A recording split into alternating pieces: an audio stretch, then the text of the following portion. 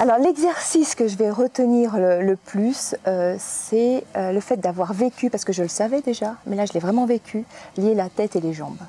Associer sans arrêt la tête et les jambes, et puis que ce soit sur un rythme assez soutenu, 10 minutes, un quart d'heure, mais voilà.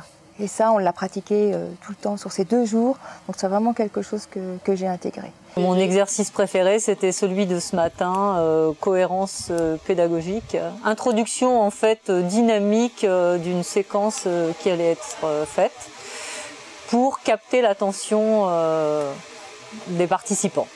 J'ai trouvé qu'il y avait une créativité très très grande et très intéressante, riche. En fait, c'était très très riche. Et le fait de passer avec des temps de réflexion, de théorie, et des cassures qui permettent bien évidemment d'ancrer avec des exercices où on est dans le mouvement, où on est dans l'action. Un exercice qui m'a particulièrement marqué et qui m'a permis très vite de me sentir justement à l'aise, en confiance, et qui est un exercice qui est très original et en même temps osé.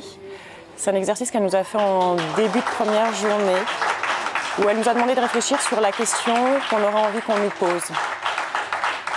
Et finalement, déjà rien qu'à travers cette question, c'est une question, comment dire, c'est déjà la question intéressante à poser. Quelle est la question que tu as envie qu'on te pose? C'est une des plus belles questions qu'on puisse poser à quelqu'un.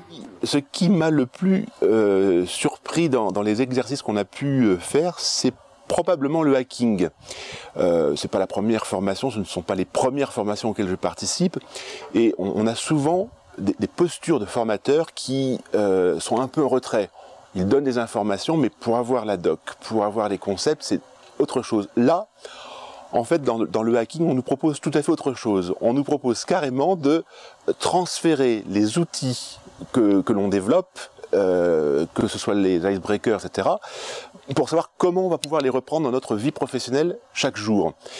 Et on est dans cet échange, alors avec le formateur, avec la formatrice, avec Brigitte Boussuat en l'occurrence, mais aussi entre chacun. On est dans un échange de pratiques. Le hacking, c'est vraiment aussi ce que je vais retenir, parce que dès lundi, dès la semaine prochaine, dès le mois prochain, dès la rentrée qui vient, eh bien ce sont des pratiques qui vont être présentes, opérationnelles dans ma vie professionnelle permanente.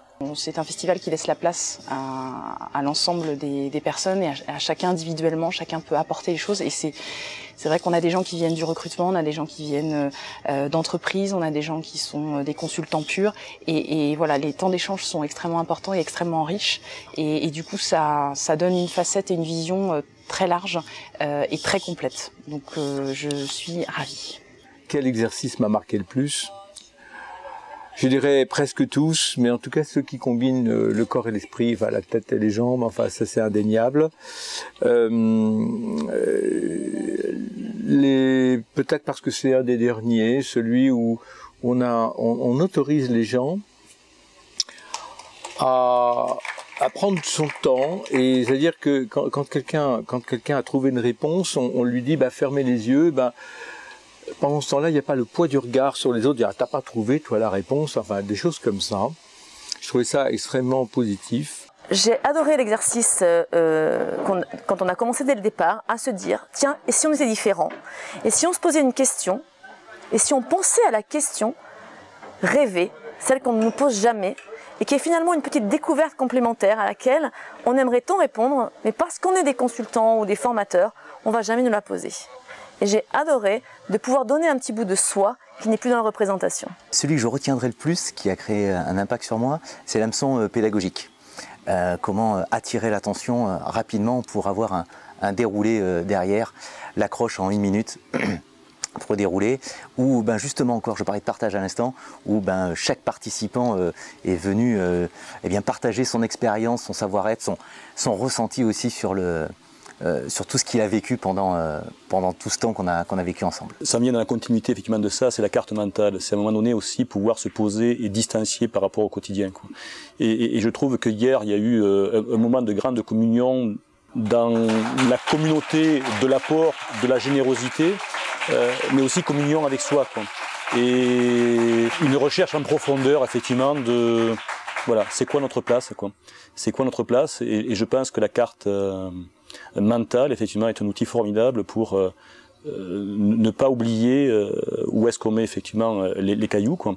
Quels sont ces cailloux, et redonner sa place effectivement dans l'univers et dans la temporalité de ce que nous faisons effectivement sur cette planète.